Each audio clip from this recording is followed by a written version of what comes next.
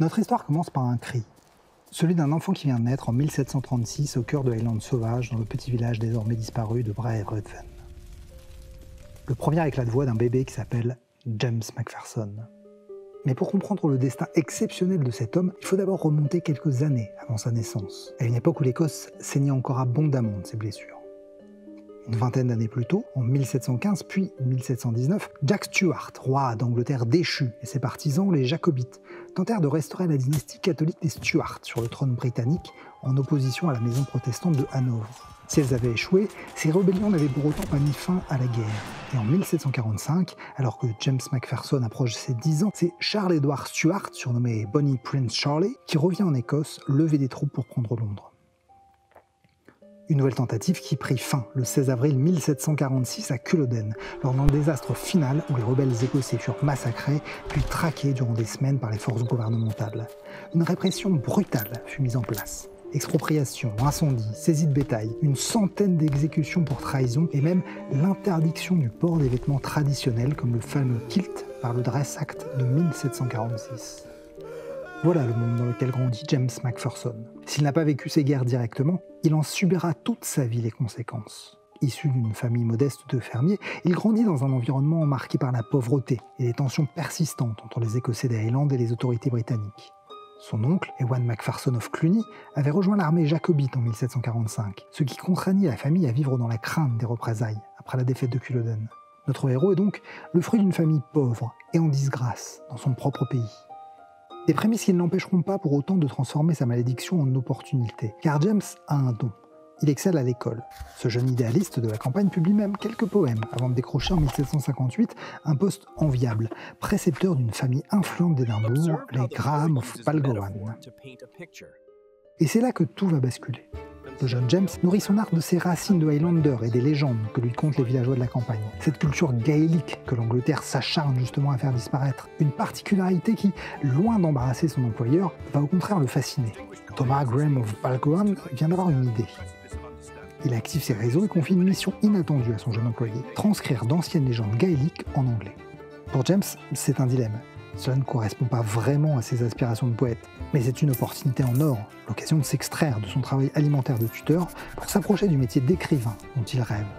Il s'emploie donc à la tâche avec zèle et le succès est au rendez-vous, si bien que ses mécènes lui confient une mission encore plus ambitieuse, collecter tout ce qu'il est humainement possible de légendes celtes à travers l'Écosse. James n'est pas très enthousiaste, mais il sait qu'un homme de basse extraction comme lui ne peut se permettre de négliger le soutien de ses notables d'Édimbourg. Surtout quand on s'appelle Macpherson et qu'on porte encore le poids de la défaite jacobite. Il s'attelle donc à l'écriture et publie en 1760, avec le soutien de Hugh Blair, professeur de rhétorique renommé, fragments de l'ancienne poésie collectée dans les montagnes d'Écosse. L'histoire pourrait s'arrêter ici, sur cette réussite modeste d'un fils de fermier devenu écrivain. Mais Macpherson n'a pas conscience que ces décisions changeront non seulement sa vie, mais l'histoire culturelle de l'Europe tout entière. Bonjour, vous êtes bien dans le 5e épisode d'Arcane et aujourd'hui nous allons traiter d'un sujet qui fait débat, le roman national. Vous en avez forcément déjà entendu parler, c'était l'un des chevaux de bataille de Sarkozy en 2016. Bonjour. Ça ressurgit depuis à chaque campagne présidentielle et c'est devenu un véritable enjeu politique de notre époque. Mais au fait, c'est quoi exactement le roman national ? Eh bien, c'est une version idéalisée, on pourrait dire iconisée de l'histoire et de l'identité d'un pays qu'on enseigne pour favoriser la cohésion nationale. En France, depuis 1980 et le livre Lieux de mémoire de Pierre Nora, on associe ce concept à Ernest Lavis et à ses manuels d'histoire utilisés à l'école de 1876 à 1960. Mais la vérité, c'est que ce concept est vieux comme le monde. Car qu'est-ce que la Bible, si ce n'est un récit fondateur destiné à créer une cohésion à travers les figures emblématiques ? D'ailleurs, Lavis lui-même ne s'y est pas trompé. Ses premiers manuels regorgeaient de références religieuses. On y trouvait les martyrs de plusieurs saints. On y expliquait comment Dieu avait permis à Clovis de remporter une bataille décisive. Un détail qui n'a rien d'anodin quand on sait que les plus grands défenseurs du roman national d'aujourd'hui sont souvent très attachés aux prétendues racines chrétiennes de la France. Et justement, parlons du retour en grâce de Lavis. En 2013, après plus de 50 ans de sommeil, ces manuels reviennent coloniser nos classes grâce aux éditions Collin et à l'historien Dimitri Casali. Écoutez ce qu'il a à dire de l'œuvre originale. Ce manuel était d'une clarté, d'une richesse, était équilibré et surtout expliquait correctement toutes 2000 ans d'histoire, comme si un lien charnel reliait tous les Français entre eux et leur donnait envie de continuer ce lien. C'est-à-dire il fallait avant tout former des bons citoyens, fiers de leur pays, en leur expliquant ce qu'il avait fallu de sang, de sueur et de larmes pour créer la France. Vous l'entendez le problème? Cette citation résume parfaitement le principal reproche qu'on peut adresser aux adorateurs du roman national. La manipulation d'un passé fantasmé pour préserver un ordre établi et des privilèges construits de toutes pièces. Mais pour comprendre comment on en est arrivé là, il faut remonter aux origines. Et ces origines ont un nom, James Macpherson. Retour en 1760. Malgré son titre imbuvable, fragment de l'ancienne poésie collectée dans les montagnes d'Écosse, connaît son petit succès. Ce n'est pas un best-seller, mais l'élite littéraire d'Édimbourg y voit une réponse à ses prières. Car il faut comprendre le contexte. À cette époque, non seulement l'Angleterre essaie d'étouffer la culture des Highlands, mais surtout, la France règne en maître absolu sur la culture européenne. Le français est parlé dans toutes les cours, et en s'appropriant l'art antique grâce au classicisme, la France incarne l'art avec un grand A. Elle est savante, raffinée, elle incarne LA civilisation à laquelle tous doivent aspirer. Mais tout le monde n'est pas d'accord avec cette hégémonie. 40 ans plus tôt, déjà, le poète écossais Alan Ramsay s'était levé contre cette domination culturelle, en glorifiant le passé de son pays. Et c'est exactement cette voie que veulent suivre les intellectuels d'Édimbourg. Avec de prestigieux soutiens, notamment celui du Premier ministre John Stuart, troisième comte de Bute, ils décident de passer une commande exceptionnelle à James Macpherson. La mission ? Parcourir tout le royaume, voguer jusqu'à la plus petite île, escalader la plus haute montagne, pour rassembler tous les chants, tous les contes, tous les manuscrits retraçant le glorieux passé des peuples celtes. Macpherson n'a que 24 ans et on lui demande ni plus ni moins que de créer une œuvre aussi épique que l'Odyssée d'Homère. Une œuvre capable de faire de l'ombre au classicisme français et d'ouvrir une nouvelle voie artistique dont l'Angleterre sera le phare. Un défi insurmontable ? Peut-être. Mais Macpherson n'est pas homme à baisser les bras. Il n'a pas oublié d'où il vient. Il connaît les rigueurs de la vie et compte bien saisir cette opportunité de s'élever socialement. Alors, il ne ménage pas ses efforts. Pendant des mois, il parcourt l'Écosse, naviguant d'île en île, récoltant des bribes, des fragments, des pièces éparses de ce qui semble être un immense puzzle. Rien ne paraît cohérent au début.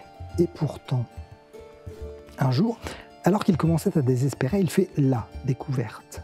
Fingal, un ancien poème épique écrit par un certain Ossian, présenté comme le fils du héros. La trouvaille est trop belle pour être ignorée. Il s'empresse de publier ce texte dès 1761 et c'est un succès immédiat. Mais l'aventure ne peut pas s'arrêter là. Maintenant qu'il a découvert le barde Ossian, Macpherson tient une piste bien plus claire.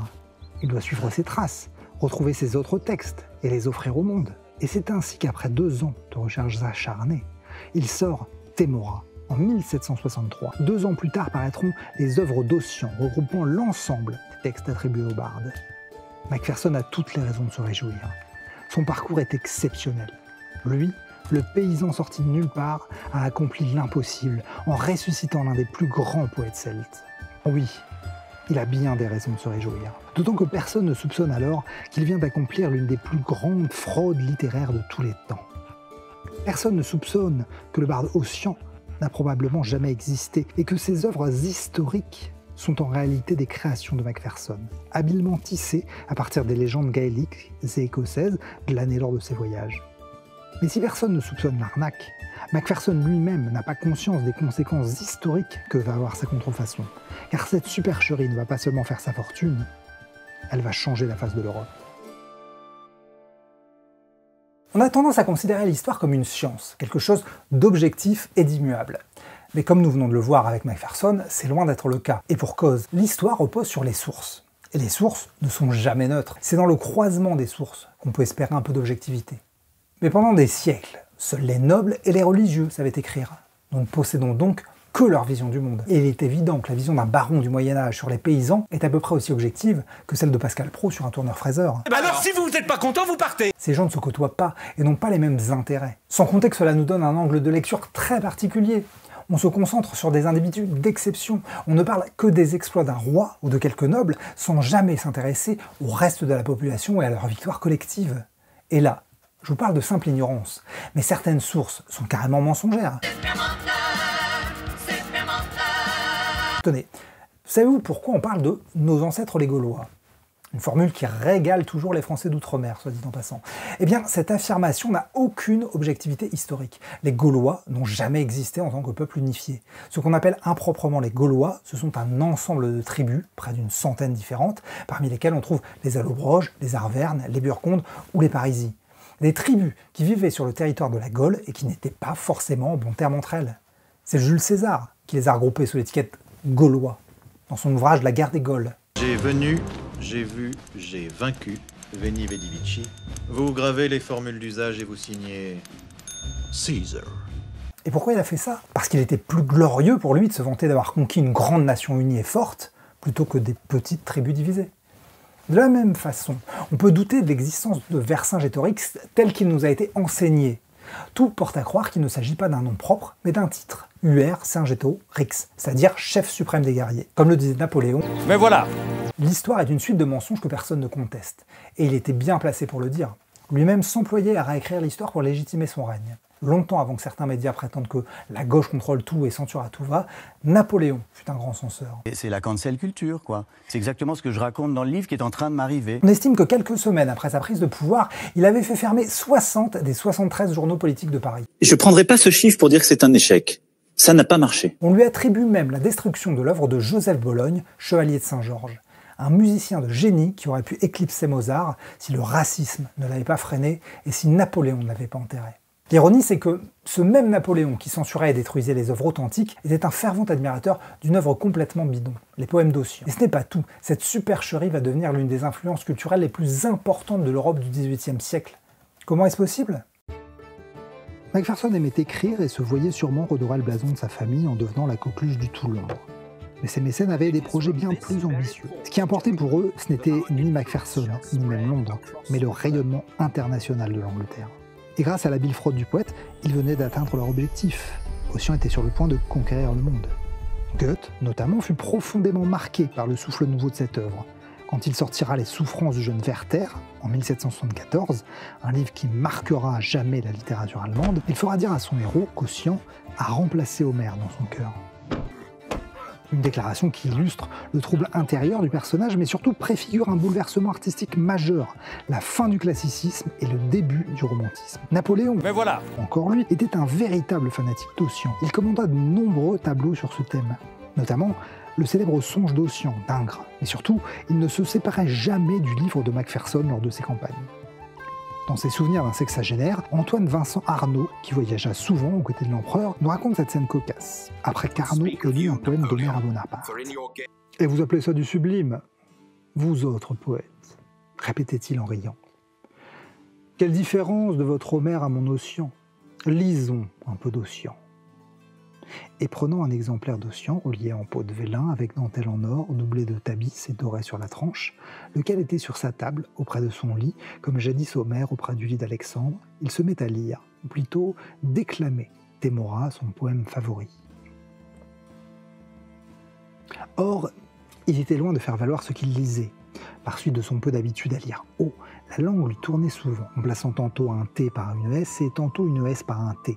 Il faisait quelquefois des liaisons qu'on pourrait appeler dangereuses, estropiant les mots, ou mettant un mot pour un autre, effet de sa précipitation qui prêtait un caractère moins épique que burlesque à son enthousiasme et à l'emphase avec laquelle il débitait son texte. « Ces pensées, ces sentiments, ces images, disait-il, sont bien autrement nobles que les rabâchages de votre Odyssée. Voilà du grand, du sentimental et du sublime. Ossian est un poète, Homère n'est qu'un radoteur. » Ossian conquiert les cœurs car son soufflet épique s'inscrit dans l'air du temps. L'Europe tout entière se cherche des origines, loin de celles gréco-romaines qui prédominent alors.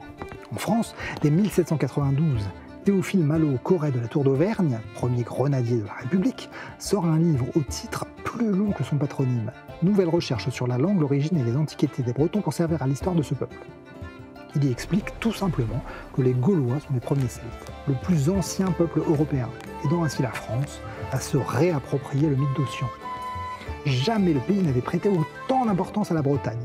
Le 30 mars 1805 voit la création à Paris de l'Académie celtique, qui aura pour mission de réaffirmer la suprématie française en Europe en recréant le passé glorieux qu'elle possède assurément. À cette occasion est esquissé le premier questionnaire ethnographique sur les coutumes et traditions populaires en France.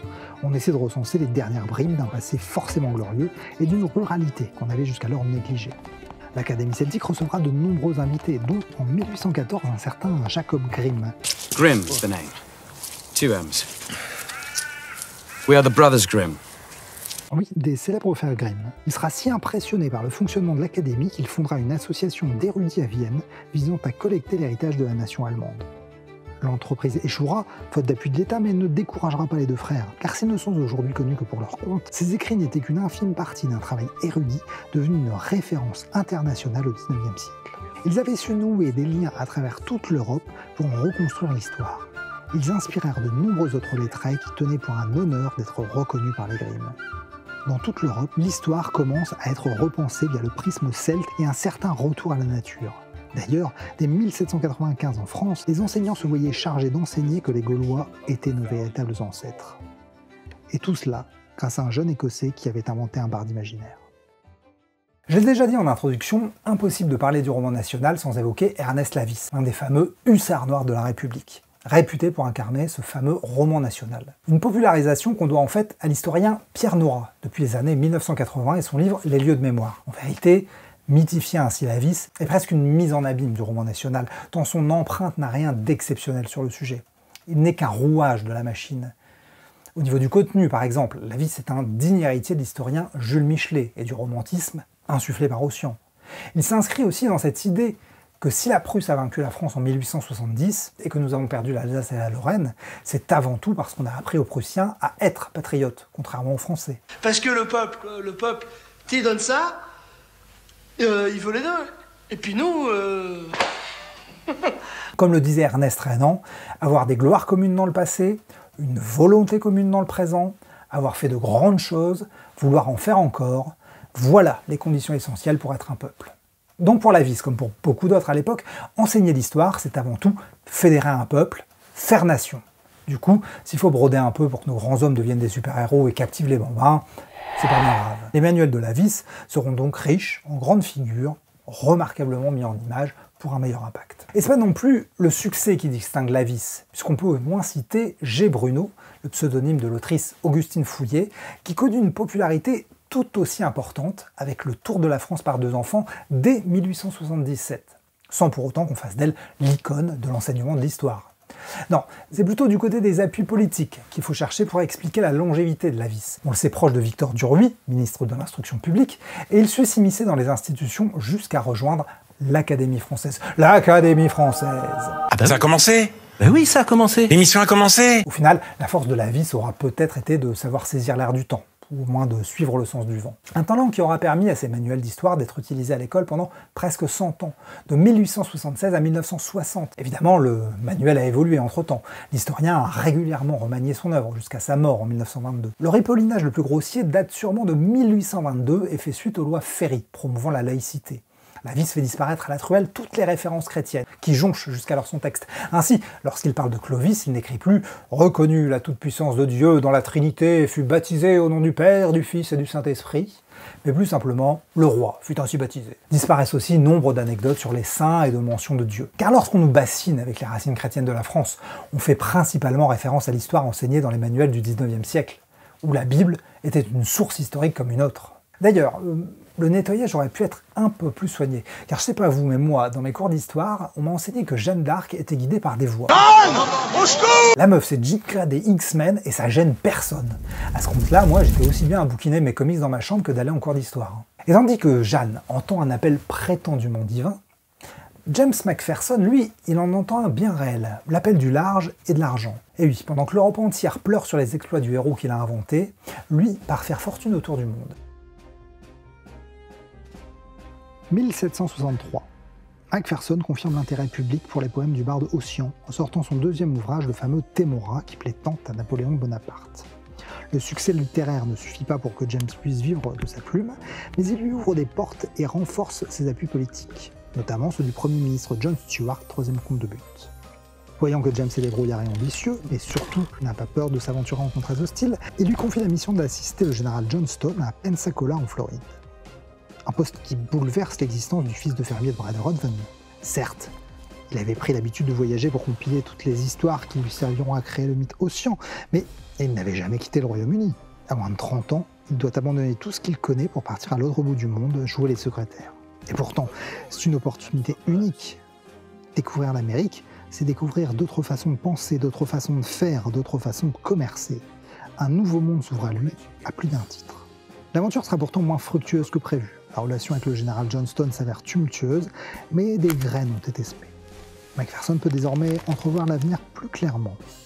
Si l'on peut douter qu'il fut pleinement à la manœuvre dans l'arnaque Ossian, les notables d'Édimbourg ayant probablement fait plus que passer une simple commande, il n'y a en revanche aucun doute sur la pleine implication de Macpherson dans ce qui suivra, sur la façon dont ce Highlander bafoué a su prendre sa revanche sur le monde. De retour à Londres après la Floride, il sort le recueil des œuvres d'Ossian, puis des ouvrages sur l'histoire du Royaume-Uni qui consolident sa réputation d'historien. Mais ce travail littéraire n'est qu'une infime partie de son activité, car son esprit est désormais tout entier tourné vers l'Orient, plus précisément l'Inde. En 1777, il entre au service de Mohammed Ali, le nabab d'Arkat, capitale du sultanat des Carnatiques. Une mission qu'il tâche de rentabiliser de toutes les façons possibles, notamment en travaillant aussi bien pour les intérêts de l'Est India Company que pour ceux de l'administration coloniale. Macpherson continue d'agrandir son réseau et devient même proche de Warren Hastings, le gouverneur général de l'Inde britannique. C'est également à cette époque que James Macpherson s'associe à John Macpherson. Aucun lien, je suis fils unique. Aucun lien de filiation, ils appartiennent juste au même clan. John a pu devenir matelot grâce à un oncle capitaine et réussit à pénétrer la cour du nabab, Mohammed Ali, en le charmant par son bagou et quelques tours. À cette époque, James gère les affaires commerciales du nabab à Londres, et c'est ainsi qu'il va sympathiser avec John. Ensemble, ils mettent en place un vaste réseau de recrutement dans les Highlands. Tout est bon pour faire embaucher les descendants des clans tombés en disgrâce à cause du jacobitisme. James ira même jusqu'à trahir Warren Hastings, le gouverneur général de l'Inde britannique, afin que John puisse voler sa place. Ça, c'est de l'amitié. Habile politicien, le réseau et l'influence de Macpherson ne cessent de s'étendre, au point qu'en 1780, il devient officiellement membre du Parlement à Westminster. Beaucoup auraient pu se contenter d'obtenir ce titre pour considérer avoir pleinement accompli leur vie. Mais pas Macpherson. Il avait un plan et ne comptait pas s'arrêter. Ainsi, il continue d'utiliser son influence, ses réseaux et son nouveau statut pour accomplir ses désirs. La première étape, et non des moindres, fut en 1782 de réussir à faire abroger le Dress Act de 1746, qui interdisait entre autres le port des habits traditionnels, dont le fameux kilt. Enfin, il accomplit ce que les Macpherson of Cluny, la branche des chefs de son clan, n'avaient jamais réussi. Il fit restituer l'intégralité des terres confisquées par l'Angleterre en 1746. Lui, le paria ultime, fils pauvre d'un simple fermier, rejeté par les Anglais pour faire partie d'un clan jacobite, méprisé par son propre clan pour faire partie d'une branche illégitime. Lui, seul, a réussi à devenir membre du Parlement et à restaurer l'honneur de tout son clan. D'une habile contrefaçon, Macpherson a construit une brillante réalité. En travestissant l'histoire, il a redonné un avenir à son clan. Pas mal pour un faussaire, non? Mais l'histoire de Macpherson nous enseigne quelque chose de plus profond sur la construction des romans nationaux. Leur succès ne dépend pas seulement de leur contenu, mais surtout de leur capacité à se diffuser et à convaincre. Car sans les journaux, les salons littéraires, les cercles intellectuels qui ont relayé et amplifié le mythe d'Ossian, jamais cette supercherie n'aurait conquis l'Europe. C'est là qu'intervient un acteur crucial du roman national, les médias. Si le nom peut porter à confusion, le roman national, c'est pas un vieux bouquin poussiéreux qui contiendrait l'ensemble de l'histoire de la nation. Le roman national, c'est un récit répété ad nauseam dans certaines sphères d'influence, surtout de droite. Et soyons francs, si ça se passait ailleurs, on appellerait ça de la propagande. L'impact est maximal à l'école, puisqu'il touche des esprits en formation sans recul critique. Une cible stratégique et un marronnier politique aussi vendeur que l'insécurité. Voilà pourquoi nos dirigeants s'en emparent. En juillet 2023, par exemple, Emmanuel Macron déclarait qu'il souhaitait refondre le programme scolaire pour que les élèves apprennent à nouveau chronologiquement. Spoiler, c'était déjà le cas. Mais en cette ère de post-vérité trumpienne, qu'importe le réel, tant qu'on peut envoyer un signal clair à l'électorat conservateur. La France, c'est avant tout les traditions, et pas les conneries woke. En 2017 déjà, lors de la présidentielle, François Fillon s'était emparé du sujet et prônait le retour à un récit national fédérateur. soutenu par un Sarkozy. Bonjour. Qui s'était jeté dans la mêlée à bras-le-corps dès 2007 en créant le ministère de l'identité nationale. Et bizarrement, en vue des baisses régulières de budget de l'éducation, ces politiques si concernés par le sujet de l'apprentissage de l'histoire semblent bien moins concernés par les conditions d'apprentissage réelles des élèves. Et à un moment, on en a eu marre. En fait, ce marronnier de l'apprentissage en déclin, on peut le remonter au moins jusqu'aux années 80, avec Alain Decaux qui clamait « Français, on n'apprend plus l'histoire de France à vos enfants ». L'énigme était posée, 2 jours encore et une nouvelle lettre. Voilà, l'énigme était déjà résolue. Et le sujet fait depuis les choux gras de la presse de droite. Du Figaro au Point, on y revient année après année grâce à la brigade zélée des historiens de garde, des pro-romans nationaux comme Jean Sévilla ou Dimitri Casali. Mais derrière ces faux nez, il y a un véritable arsenal idéologique. Périclès. Patriote, enraciné, résistant, identitaire, chrétien, libéraux, européens et souverainistes. La meilleure preuve, le projet Périclès de Pierre-Édouard Stérin. Mais si le mec des boîtes cadeaux qu'on offre quand on n'a pas d'idée et que personne n'utilise jamais. Eh bien les journalistes de l'Humanité viennent de dévoiler que ce même Stérin a un plan digne d'un méchant de James Bond. Je suis vraiment le meilleur. Avec un budget de 150 millions d'euros. Objectif avoué, une victoire idéologique, électorale et politique de l'extrême droite. Un plan qui échoue en partie aujourd'hui, mais qui révèle bien l'ambition systémique d'utiliser l'histoire comme une arme de conquête. Et ce ne sont pas les caisses de résonance qui manquent pour ces idées nauséabondes. On peut citer notamment l'indéboulonnable Philippe de Villiers et son Puy du Fou, véritable réaclande qui laissait d'étendre à d'autres médias comme on a pu le voir avec le film Vaincre ou mourir. Mais surtout, on peut mentionner le vaste empire des médias Bolloré, de CNews à RFM, en passant par Paris Match et Europe 1, pour lesquels le milliardaire revendique de mener un combat civilisationnel. Télé et radio sont de gros enjeux. Ainsi, pour le grand public, l'histoire pourrait se résumer à 3 noms. Stéphane Bern, Laurent Deutsch et Franck Ferrand, le tiercé gagnant du PMU de l'identité nationale, sponsorisé par C8 et CNews. Tous semblent passionnés d'histoire. Ferrand a même fait des études dans ce domaine. Pour autant, aucun n'est historien. Par contre, tous partagent une vision clairement orientée à droite du sujet. Les 3 sont un peu des Pokémon de type royaliste. Deutsch a une spé catho et défense du génocide vendéen. Ça va pas t'arriver tous les jours, un mec comme moi qui se penche sur ton désert affectif. Tandis que Ferrand a plutôt une spé complotisme. Mention spéciale pour Bern, son émission radio s'appelait Le Fou du Roi. Le Fou du Roi. Ça s'invente pas. Malgré tout, le grand public considère leur travail comme objectif et non militant. Car la neutralité en France, c'est promouvoir des idées d'hommes blancs de droite. Calmez-vous madame, ça va bien se passer. Il faut avouer que dans sa conception même, le roman national est parfait pour la télévision. Il offre une simplification outrancière, loin de la complexité historique de ses doutes et de ses approximations. Une bonne émission de télé a besoin de certitude. C'est pour ça qu'il est donc plus rentable de faire appel à ces amateurs d'histoire plutôt qu'aux vrais historiens. Si vous voulez rester aux choses simples, restez aux choses simples, je m'en fous moi. Tout comme la vie de fabriquer des patriotes en martelant aux enfants que la France est un pays de super-héros, ces historiens de garde fabriquent un passé fantasmé où seuls comptent les grands de ce monde et leurs accomplissements. Une valorisation de l'individualisme et de la réussite personnelle qui sert au mieux le néolibéralisme et continue de nous diviser. Si les vieux médias sont conquis par chance, tel le fameux village gaulois, le web français résiste encore. Il y a bien des influenceurs d'extrême droite comme Damien Rieu, Papacito ou Raptor Dissident qui se risquent parfois à parler d'histoire. Il y a aussi des petites chaînes très orientées à droite qui essaient de percer sur le sujet. Mais c'est bien une vision plus moderne et moins nationaliste de l'histoire qui prédomine sur YouTube, grâce à des créateurs et des créatrices engagés comme Nota Bene, Histoire appliquée ou C'est une autre histoire. Comme le résumait l'historien Pierre Ponceau en 1967, l'histoire que nous enseignons est souvent nuisible. Elle alimente incontestablement les préjugés, le nationalisme étroit. Quelle que soit l'objectivité du maître, il n'empêchera pas que la plupart de ses élèves ne vibrent aux prouesses des croisés, ne soient bien contents de Charles Martel, ne rêvent de vaincre toute l'Europe avec Napoléon, puis de conquérir le Tonkin, d'apprendre aux boxeurs à respecter les Blancs et d'applaudir au traité de Versailles. C'est dès l'école primaire que cette formation nationaliste, ou même chauvine, est véhiculée par l'histoire politique. Vous l'aurez compris, l'histoire n'est pas neutre, et son apprentissage est un choix politique. L'histoire est un sujet riche, passionnant, et qui a toujours un impact sur nos vies au quotidien. Ce sont nos fondations. Alors oui, on peut se réjouir qu'elles soient solides, mais il faut aussi avoir conscience de toutes les malfaçons pour pouvoir les réparer avant que l'édifice ne s'effondre. Il y a quelques odeurs par ici, quelques objets par là. Le roman national nous offre une vision simpliste de l'histoire. C'est un crossover Marvel, avec des super-héros très lisses, fait pour plaire au plus grand nombre et pour qu'ils posent le moins de questions possible. Et tant pis si on oublie toute une partie de la population au passage. Oh putain, qu'est-ce qu'on a fait encore là? Je sais pas, je me souviens juste de... Je sais pas.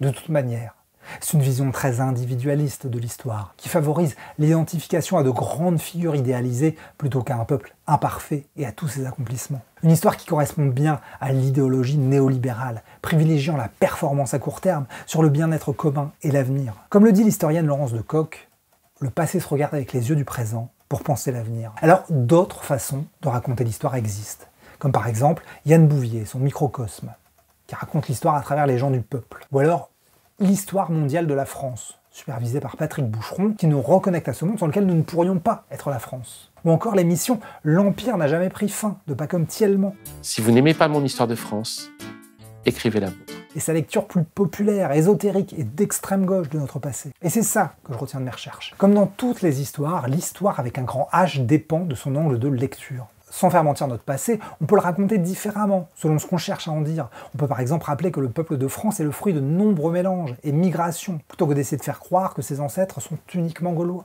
Notre histoire devrait nous aider à construire un avenir meilleur, où nous avancerions ensemble, plutôt qu'un futur où s'opposeraient les mangeurs de cochons aux végétariens et aux musulmans. Un avenir où les femmes seraient égales de l'homme, car elles ont bâti ce pays autant qu'eux. Et c'est pour toutes ces raisons que je considère le roman national comme quelque chose de dangereux, car c'est une fable qui n'est destinée qu'à nous contrôler, à faire de nous un peuple soumis, uni dans la haine de l'autre et pour le seul amour de la patrie. Le roman national est un palliatif. Faute de pouvoir vous offrir un avenir meilleur, ses défenseurs vous offrent un passé glorieux, un doudou dans lequel vous enroulez pour pleurer tous les droits qu'ils vous ont fait perdre au quotidien. Ce doudou nostalgique, justement, on nous le brandit pour masquer l'effritement de notre modèle social. Pourtant, la France n'a pas besoin de se replier sur un fantasme, elle a les atouts pour innover, à commencer par cette protection sociale unique qu'on laisse sciemment dépérir. La France mérite mieux qu'un repli idéologique. Le pays des droits de l'homme mérite mieux que cette droitisation consternante. Nous pouvons rester une boussole pour le reste du monde et choisir d'incarner plutôt Proudhon que Napoléon, plutôt les communards que les anti-Dreyfusards, et tant d'autres choses de notre riche héritage. Car au final, c'est ça la vraie leçon de l'histoire. Nous avons toujours le choix de ce que nous voulons en retenir pour construire demain.